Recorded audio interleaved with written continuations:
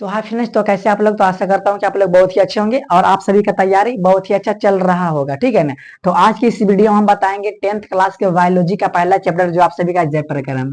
इस तरह से बताएंगे ना कि आज की इस वीडियो को देख लेते हैं तो इससे बाहर आपके एग्जाम में, इस चैप्टर से बाहर आपके एग्जाम में एक भी प्रश्न नहीं पूछे जाएंगे। ठीक है ना।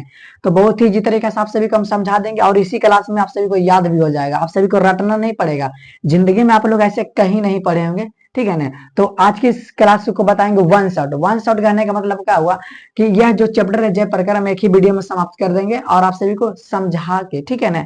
तो आप सभी को रटना नहीं पड़ेगा, आप सभी को ध्यान से समझना है। तो देखिए इसमें जो है ना हम बात कर लेते हैं। चैप्टर का नाम क्या है? जय प्रकरण। देखिए चैप्टर को स्टार्ट कर रहे हैं जय प्रकरण। तो सबसे पहले हम जय प्रकरण किससे कहते हैं, पहले इसके बारे में जानकारी लेना जरूरी है। तो देखिए पहला प्रश्न इसमें बनता जय प्रकरण किसे कहते हैं। तो समझिएगा, देखिए बहुत ही इजी तरीका से अगर इसे हम अपना भाषा में बताएं तो बहुत ही इजी है। आप लोग सुनिए, याद हो जाएगा। तो देखिए जय प्रकरण हम उसे कहेंगे कि जितने भी सारे क्रिया है और उस सभी क्रिया के द्वारा जब हमारी अनुरक्षण होता है उसे कौची बोलेंगे? जय प्रकरण।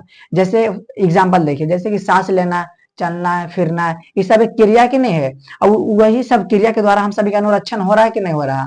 आप लोग सांस नहीं लीजिए और अनुरक्षण होगा आप सभी का, नहीं नहीं। तो उसी प्रकार से इसमें कहता है जय प्रकरण किसे कहते हैं। तो इसमें आप सभी को इस तरह से लिखना है कि जय प्रकरण से हम यह समझते हैं कि जितने भी सारे क्रिया है और उन सभी क्रिया के द्वारा जब जीवों का अनुरक्षण होता है उसे जय प्रकरण कहते हैं। जीवों का मतलब हम सभी जीव जंतु जितने भी है। ठीक है ना। अब इसके बाद समझिएगा दूसरा पोषण से आप क्या समझते हैं। देखिए इसका जो है ना आंसर बहुत ही इजी है, सुनिएगा। पोषण से हम यह समझते हैं कि जिसमें जीव पोषक तत्वों को ग्रहण करके उनका उपयोग करते हैं। देखिए एग्जांपल बताते हैं, जैसे कि आप लोग बाजार वगैरह जाते हैं या तो गांव में देखते होंगे कि कोई सब्जी लेता है तो उसमें पोषक तत्व है कि नहीं। सब्जी को खरीदने के बाद उसका उपयोग करते हैं, फिर उसका ग्रहण करते कि नहीं करते हैं। तो उसी प्रकार यहाँ पे देखिए, अगर आप सभी को समझ में नहीं आ रहा तो देखिए एग्जाम्पल बताते हैं। जैसे कि पोषण का मतलब बाल बच्चा का पोषण होता है कि नहीं होता, उसका भरण पोषण कैसे करेंगे, उसको खाना वगैरह देंगे तभी तो पोषण होगा।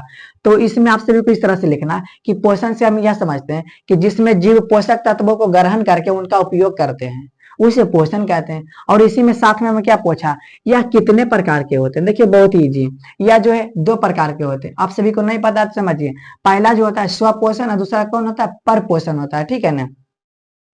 तो आप सभी को समझ में आ रहा है, आप सभी लोग इसे नोट कर लीजिएगा, लिखते हुए जाना। ठीक है ना। तो इसमें लिखना है यह कितने प्रकार के होते हैं। तो यह 2 प्रकार के, पहला क्या होता है? स्वपोषण और दूसरा पर पोषण।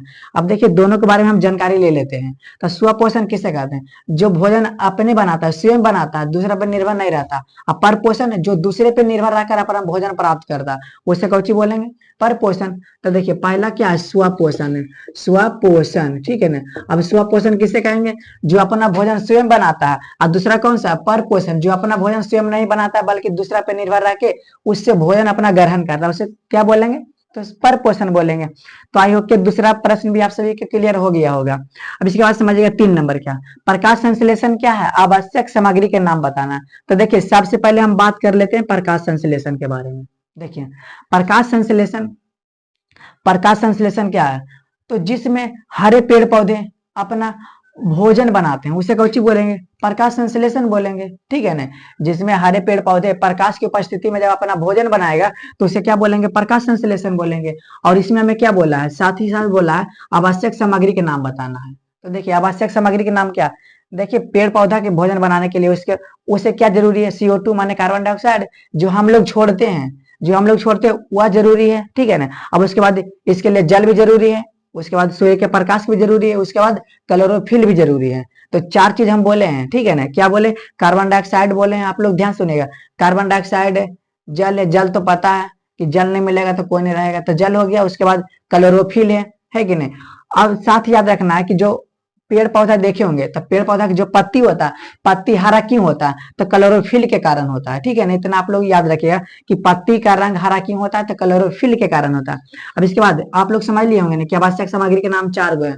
CO2 है, क्या है, और क्लोरोफिल है, सूर्य का प्रकाश है, और जल हो गया। तो आप सभी को इसमें ये भी याद रखना है कि CO2 पेड़ पौधा कहाँ से लाता है? तो वायुमंडल से लाता है। ठीक है ना। वायुमंडल से ग्रहण करता है। तो आप लोग को तीसरा प्रश्न भी क्लियर हो गया होगा। अब इसके बाद समझिएगा अगला है 4 नंबर है सजीव के मुख्य चार लक्षण का लिखे, यानी 4 गो लक्षण लिखे ना। देखिए हम लोग क्या है, सजीव है ना, तो हम लोग को क्या 4 गो लक्षण बताना है। तो आप सभी को पता है कि लक्षण क्या है, सांस लेता है, चलता है, बस यही सब आप सभी को लिख देना, 4 गो लक्षण। 4 गो क्या, आप लोग बहुत सारे लिख देंगे, ठीक है ना। तो इसे आप लोग कर लीजिएगा। अब इसके बाद समझिएगा 5 नंबर है, मनुष्य में कितने प्रकार के दांत होते हैं। नाम और कार्य, देखिए नाम भी पूछा है, उसका काम भी पूछा है। तो देखिए सबसे पहले हम इतना के बात कर लेते हैं, मनुष्य में कितने प्रकार के दांत होते हैं। तो आप सभी को याद रखना है 4 प्रकार के होते हैं, ठीक है ना। मनुष्य में कितने प्रकार के दांत होते हैं, तो 4 प्रकार के दांत होते हैं। अब देखिए, तो आप सभी को समझ में आ गया ना कि मनुष्य में कितने प्रकार के दांत होते हैं, तो 4 प्रकार के। अब साथ में क्या पूछा है, नाम भी पूछा है। देखिए नाम क्या बोला है, मनुष्य में कितने प्रकार के दांत होते हैं, समझिएगा मनुष्य में जो है 4 प्रकार के दांत होते हैं। और साथ में क्या पूछा है, नाम। तो नाम पहले समझिएगा, पहला क्या है, कतरनक, उसके बाद क्या है, भेदक, भेदक है, ठीक है ना। उसके बाद चवर्णक, उसके बाद अग्र चवर्णक है, ठीक है। तो आप सभी को नाम पता हो गया होगा। अब इसके कार्य हमें बताना है। तो देखिए हम जो है ना इसे मिटा देते हैं, आप लोग को तो समझ में आ गया होगा। तो देखिए हम बता देते हैं, यहाँ पे आप सभी को ध्यान रखना है। देखिए पहला क्या बोले थे, पहला था कतरनक, क्या हो गया, कतरनक। अब उसके बाद दूसरा क्या है, आप सभी को पता है ना। उसके बाद क्या है दूसरा, भेदक। अब तीसरा आप सभी को पता है क्या, चवर्णक, चवर्णक, ठीक है। और उसके बाद क्या है, बस इसी के आगे आ लगा दीजिए, ठीक है ना। तो अर चवर्णक हो जाएगा, ठीक है ना। तो देखिए ये तो नाम भी पूछा है, ये क्या पूछा था, मनुष्य में कितने प्रकार के दांत, तो 4 प्रकार के दांत, चारों के नाम दे दिए। अब इसके कार्य पूछ रहा, तो देखिए कतरनक हम उसे कहेंगे जो काटने का काम करता है, पता चल गया, बहुत इजी है। अब इसके बाद भेदक किसे कहेंगे, जो फाड़ने का काम करता है, फाड़ने चीरने का काम करता है, उसे भेदक कहेंगे।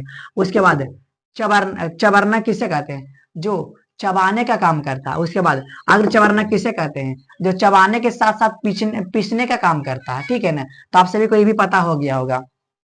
देखिए फिर से बता देते हैं, आप सभी को लिखना है कॉपी में इस प्रकार से कि मनुष्य में 4 प्रकार के दांत होते हैं, और 4 प्रकार के दांत निम्नलिखित प्रकार के हैं। क्या है, तो कतरनक है, भेदक है, चवर्णक, उसके बाद अग्र चवर्णक है, ठीक है ना। कतरनक, कतरनक का काम होता है काटना। उसके बाद भेदक, भेदक का काम होता है चीरना फाड़ना। अब इसके बाद हो गया चवर्णक, चवर्णक का काम होता है चिबाना, ठीक है ना। अब इसके बाद क्या हो गया, चिबाना। और इसके बाद अग्र चबाना का काम हो, इसके बाद चिबाना काम है। उसके बाद क्या होता है, इसको पीसना भी है, ठीक है ना। तो आप सभी को चारों प्रकार के नाम याद हो गया होगा, और चारों के काम क्या आप सभी को पता चल गया होगा। अब इसके बाद समझिएगा, देखिए बात कर लेते हैं पीत। पीत क्या है, देखिए पीत हमें बताना है। तो आप सभी को देखिए, अगर आप लोग मुर्गा वगैरह देखे हुए, जब मुर्गा काटता है तो उसमें पीत रहता है। अब पीत कैसे रहता है, हरा रंग का रहता है ना, क्षारीय रहता है, हरा रंग का क्षारीय पदार्थ होता है, द्रव होता है, ठीक है ना। पित्त क्या, हरा रंग का क्षारीय द्रव है। और यह मनुष्य में पाचन है, किस पर यहाँ बताना, मनुष्य के पाचन में इसका क्या महत्व है। तो मनुष्य के पाचन में इसका बहुत ही महत्व होता है। अब कैसे महत्व होता है, क्योंकि पित्त का काम होता है जो अम्लीय कायम का जो भोजन है ना, अम्लीय कायम का जो भोजन है उसे क्षारीय बना देता है, क्योंकि आगे उस पर कोई काम कर सके, ठीक है ना। जैसे कि हमें 10th का एग्जाम देना है, अब 10th का भी एग्जाम देना है, और 10th अभी पढ़वो नहीं किए तो कैसे 10th के एग्जाम देंगे, नहीं नहीं। तो 10th लायक हम जब हो जाएंगे तो 10th के एग्जाम दे सकते हैं। सेम उसी प्रकार के इसमें है कि पित्त का काम होता है जो अम्लीय कायम का जो भोजन है उसे क्या कर देता है, क्षारीय बना देता है। क्यों, क्योंकि उसका जो आगे वाला प्रोसेस है उस पर काम कर सके, ठीक है ना। तो आपको इस प्रकार से इसमें लिखना है। अब इसके बाद समझिएगा पाचक एंजाइम का कार्य क्या है। देखिए पाचक एंजाइम का कार्य बहुत ही महत्वपूर्ण है। कैसे, जैसे कि आप लोग भोजन वगैरह खाते होंगे, कोई कड़ा उड़ा खा लेते हैं, कड़ा माने कोई मोटा वगैरह चावल खाते हैं, तो जो खाते हैं उसे सिंपल रूप में तोड़ देता है, ये पाचक एंजाइम का कार्य होता है। जैसे कि कुछ वगैरह खाते हैं, कुछ चॉकलेट वगैरह खाते हैं, वो सब जो सरल है, अघुलनशील है, जो घुलने वाला नहीं है, उसे घुलने के रूप में तोड़ देता है कौन, पाचक एंजाइम। क्यों, क्योंकि फिर उसका उस पर जो क्रिया कर सके, यानी कि जटिल जो होता है, जटिल अघुलनशील पदार्थ जो है उसे सरल रूप में तोड़ देता है कौन, पाचक एंजाइम, क्योंकि उसके आगे उस पर कार्य कर सके, ठीक है ना। अब इसके बाद समझिएगा हमारे आमाशय में अम्ल की क्या भूमिका है। देखिए हमारे आमाशय में अम्ल की बहुत ही महत्वपूर्ण भूमिका। अब कैसे, देखिए बता देते हैं। अगर आप लोग खाना वगैरह खाते होंगे, ठीक है ना, तो खाना खाते हैं तो अम्ल क्या करता है ना, देखिए जब खाना खाइएगा तो जो आमाशय होता है ना, आमाशय, आमाशय में एक रस होता है जो अम्लीय काम पर काम करता है। अम्लीय का मतलब जो खट्टा नेचर का हो, तभी अमाशय में जो होता है ग्रस उस पर काम करेगा, उस पर काम करेगा, भोजन पर, तभी आगे पचेगा। तो बताइए, अगर आप लोग खाना खाइएगा तो हर समय खट्टा खाइएगा? नहीं नहीं, तो नहीं खाइएगा ना। तो वही अमाशय में एक रस रहता है, अम्ल रहता है, ठीक है ना, अम्ल रहता है, ठीक है। कौन सा अम्ल रहता है? हाइड्रोक्लोरिक अम्ल रहता है, जो भोजन को खट्टा बना देता है, खट्टा बना देता है, उसके बाद उस पर जो आगे वाला काम है उस पर काम करता है, ठीक है ना। तो इसलिए बोलते हैं कि आप सभी को जब भी खाना खाना है तो उसमें खट्टा जरूर खाइएगा। क्यों खाइएगा? क्योंकि खाने से जो है ना भोजन जल्दी पचता है।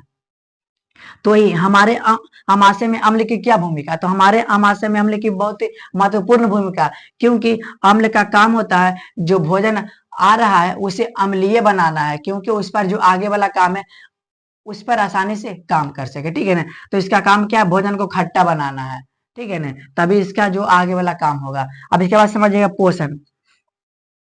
देखिए यहाँ पे पोषण 2 आ गया, ठीक है। इसके बाद देखिए, मनुष्य में मुख गुहा में कितने कितने जोड़ी लाल ग्रंथि पाई जाती है? देखिए 3 जोड़ी लाल ग्रंथि पाई जाती है, ठीक है ना।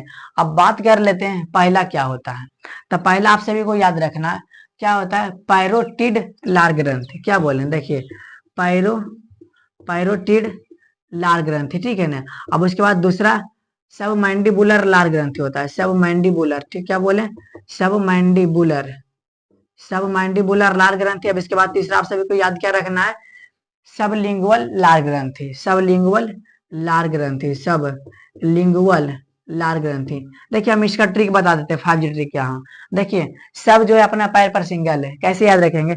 सब अपना पैर पर सिंगल है, मतलब सब का मतलब सब मैंडिबुलर लाल ग्रंथि, सब अपना पैर पर, पैर का मतलब पैरोटिड लाल ग्रंथि, और सिंगल है मतलब सबलिंगुअल लाल ग्रंथि। इस तरह से आप सभी को याद रखना है। तो हमें पूरा उम्मीद है कि आप सभी को समझ में आ गया होगा। तो देखिए एक बार हम फिर से बता देते हैं, आप सभी को नोट करना है तो कर लीजिएगा। देखिए जय प्रक्रम क्या है? तो क्या बोले थे कि जितने भी क्रिया है और उन सभी की क्रिया द्वारा जब हम सभी का अनुरक्षण होता है उसे जय प्रक्रम कहेंगे, ठीक है ना। अब इसके बाद क्या बोले थे? पोषण।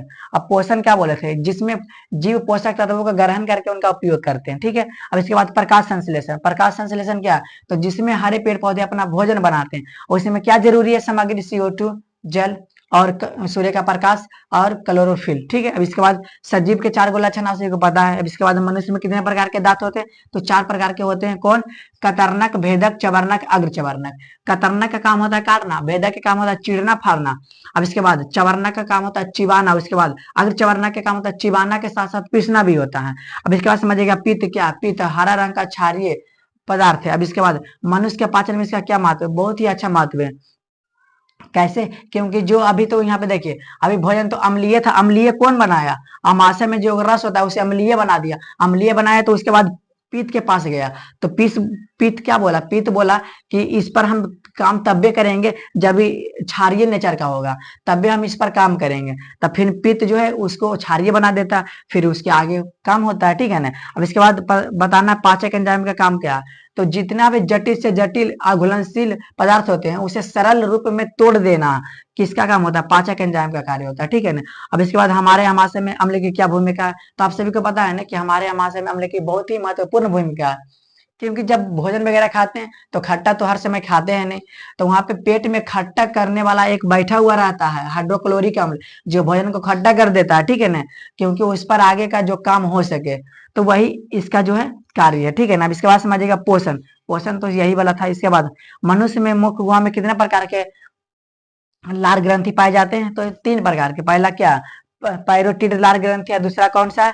सब मैंडिबुलर लाल ग्रंथि, उसके बाद तीसरा क्या है? सबलिंगुअल लाल ग्रंथि, ठीक है ना। तो हमें पूरा उम्मीद है कि आप सभी को याद हो गया होगा। अगर आप लोग इस चैप्टर से इतना कर लेते हैं ना तो इससे बाहर आपके एग्जाम में एक भी प्रश्न नहीं पूछे जाएंगे। अगर आप सभी को विश्वास नहीं है तो आप सभी को क्वेश्चन बैंक या तो जो भी है क्वेश्चन बैंक या तो BBD गाइड जो भी है गैस पेपर आप लोग देख लीजिएगा, इससे बाहर एक भी प्रश्न बाहर नहीं पूछा, ठीक है ना। तो हमें पूरा उम्मीद है कि आप सभी को याद हो गया होगा।